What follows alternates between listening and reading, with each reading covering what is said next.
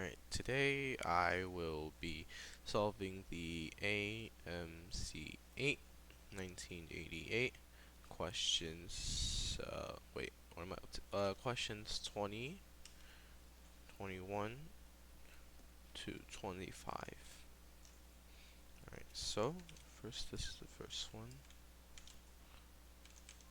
Wait, there's another part.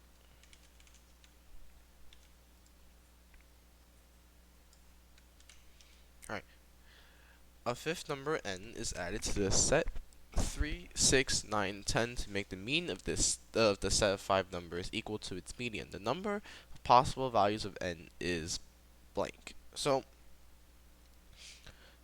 if we think about this logically, there there are three different ways of doing this. First, we can make so in the case number one would be adding in a number that is smaller than smaller number than 3, because we can shift the we can add in a number that's smaller than 3 to make the entire set equal to 6, or we can add in a middle number to make that number equal to the median. So n equals median and mean.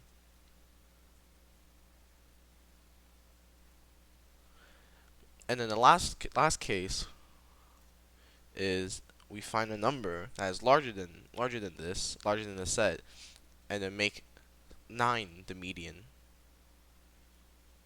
So larger.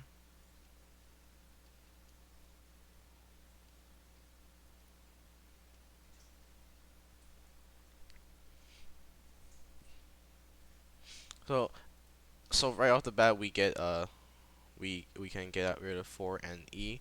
I mean D and E, because there's only 3 cases and we have to prove each case. So we could do so we can start off with 1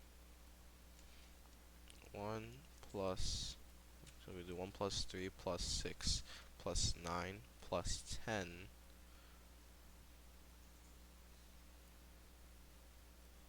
Actually, wait, there's a fairly easy way of seeing this, so let's actually do 2. I think 2 is correct here. 1 plus 3 plus 6 plus 9 plus 10 all over 5, because notice how these are spread 3 and 6 are spread 3 apart, and then the 9 and 10 are 1 apart, and the 3 and 2 are also 1 apart. So from this we get 25. Wait, no.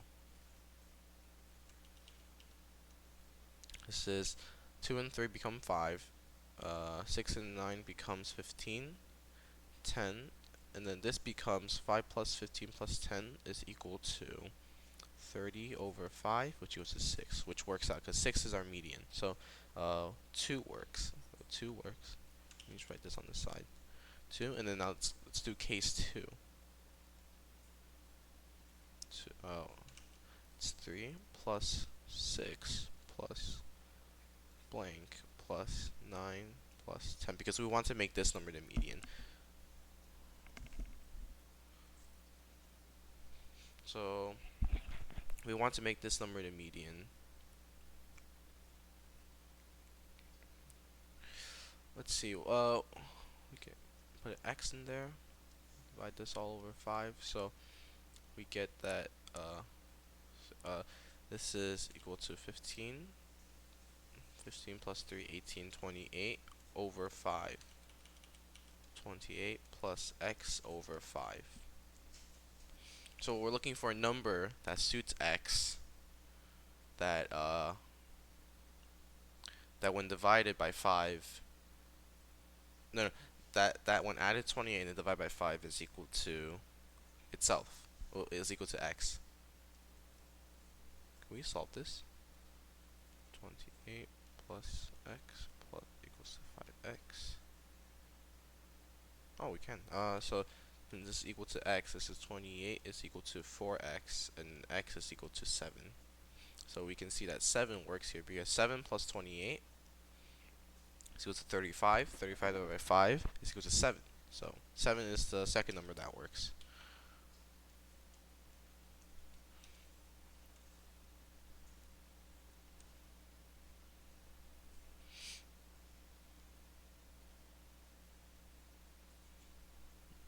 So next we have 3 plus 6 plus 9 plus 10 plus x all over 5.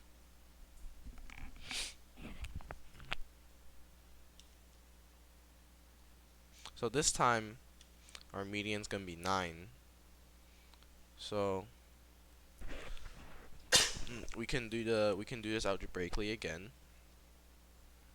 15 plus, wait, this is 15 plus 3, 18, 28 plus x divided by 5 is equal to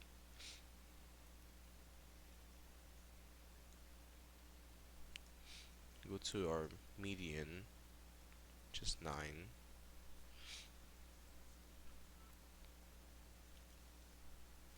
This works because plus x is equal to 45, and then x is equal to 17. Because 28 subtracted on both sides, we get 17. So 17 is the third number that works. So we have our three numbers, which are 2, 7, and 17. And thus our answer is 3.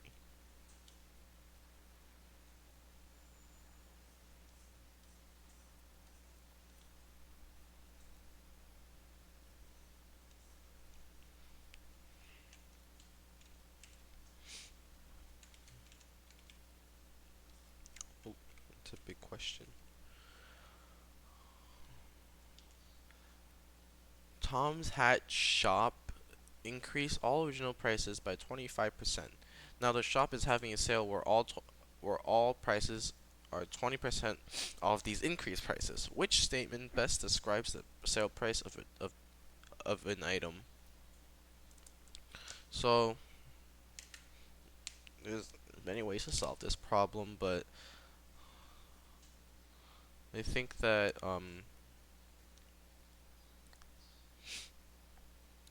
let's see, what's the easiest way? I think the easiest way is to actually have an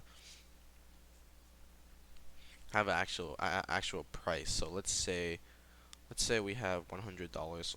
Something is worth $100, and if it's increased by 25%, that means that it's multiplied by 1.25 because it's an increase. So there's a 1 in front. So this will equal to $125. So now if we take off 20% again, 20%. So it's not times point 2, it's times 0.08.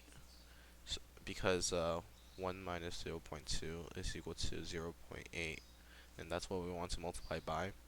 0, 4, 0. Wait, I did something wrong. 2. Yeah, no, never mind. 0.02.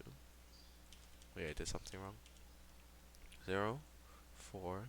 2 times 8 is 20. Yeah, this is equal to this inside thing is 20. And this is 10. Okay, never mind.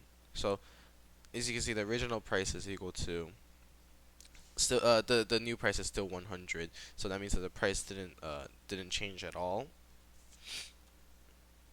Another way you could do this, you can do it with variables. 2.5x divided by 0.8x, which still equals to just x.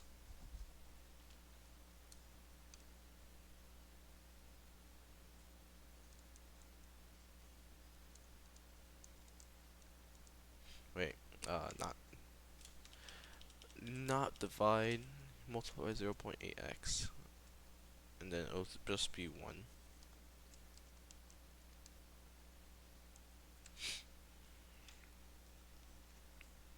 It's just 1. Alright, moving on.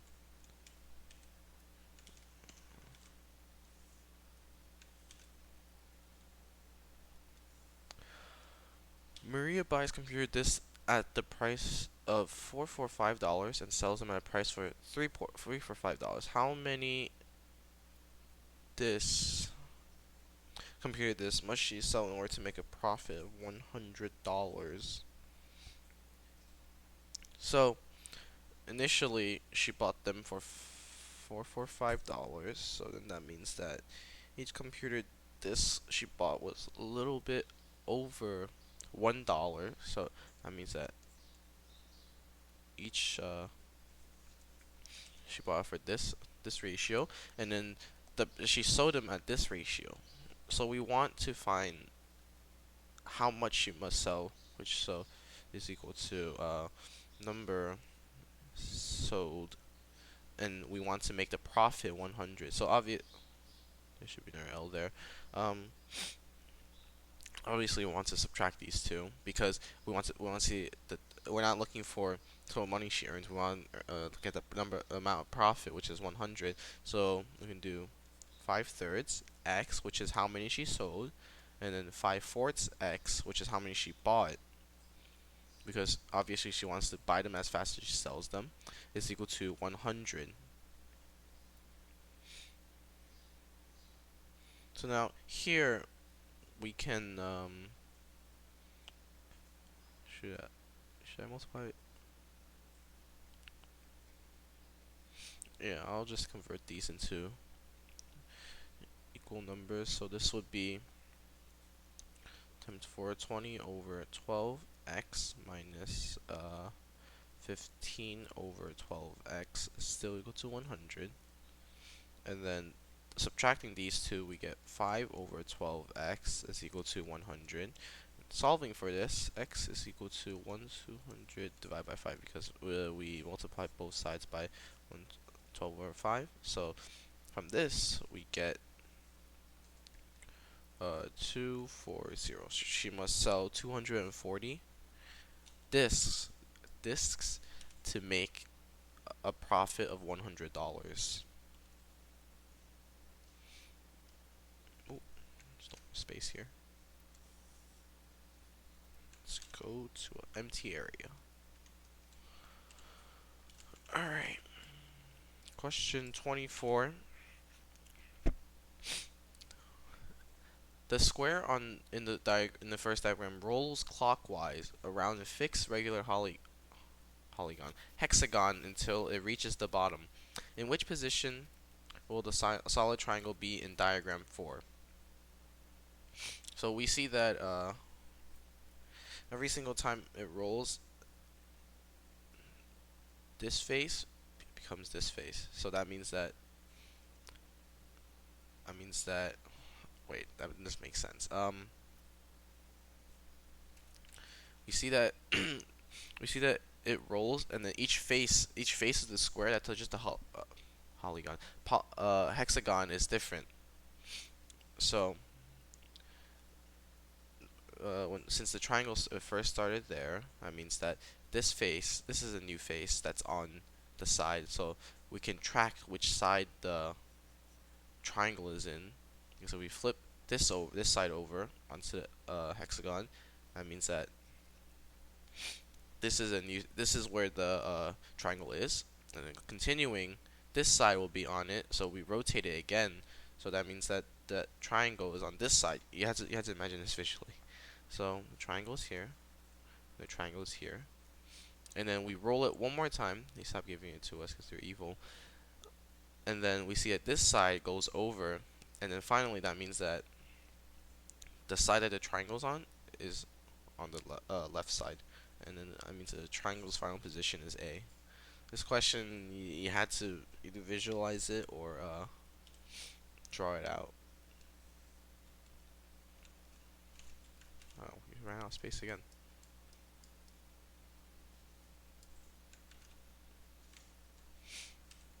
Alright, final question. A palindrome is a whole number that reads the same way forwards and backwards. If one neglects the column, certain times displayed on a digital watch are palindromes. Three examples are 101, 1221. How many times during a 12-hour period will be palindromes? So when we're looking at palindromes for numbers, we see that there's 12 hours. So 1, 2, 3, 4. Let me write all 6, 7, 8, 9, 10, 11, 12. So the three numbers back here 10, 11, 12 are different because they're double digit, they're two-digit numbers. So, in a sense, these numbers, you can't change what will follow because there's only one possible choice for 10, 11, and 12. So, for these hours, the only possible. Okay, let's actually before I start explaining that, let's see. For 10 to be a for this to be a palindrome, we need two numbers here. So we want to flip these two numbers over, which gives us 0, 1. For 11, it's just 1, 1, and for 12, it's just 2, 1. So notice how we can't choose any other number here because the first two digits in a way already decide what the last two numbers are. So then for the double digit hours, they will only have one palindrome in each of these hours. So meaning that these 3 hours, there's only each one will only have one palindrome, specifically at 10:01, 11:11, and 12:21. Because the otherwise it wouldn't have the other numbers during this time wouldn't be palindromes. So that means that there's 1, 1, and 1. That means that for the hours of 10, 11, and 12, there's only 3 total palindromes. So we knocked out 3 of these hours. So let's look at the single digit 1 all the way to 9. So 1 blank 1 because we it has to end with a 1 here. And because for palindromes to work, we can see that it has to end with 1, or it has to end with the first digit, and then this middle number can be any digit. So let's see. The middle number can be 0, the middle number can be 1, can be 2, can be 3, can be 4, can be 5, but can't be 6 because 161 doesn't make sense. It will just be 201. So there are a total of 1, 2, 3, 4, 5, 6 numbers that are possible for 1 o'clock. So there's 6 numbers that are possible for 1 o'clock. And then if we look at one more case, let's say 201. Oh, sorry, it's not 201, it's 202. The first digit has to match the last digit. For 202, we notice that this is the same case. So it's 0 or 1 or 2 or 3, 4, 5 or no 6. We see that this is the same case. There's also 6 numbers that are possible. And then if you think about it, this applies to every single number here. And then there are 9 numbers. So then 6 times 9 is equal to 54. So we notice that there are 54 total palindromes in these 9 hours. And then 54 plus 3, because of the double digits, is equal to 57. So that means that in these 12 hours, there will be 57 palindromes.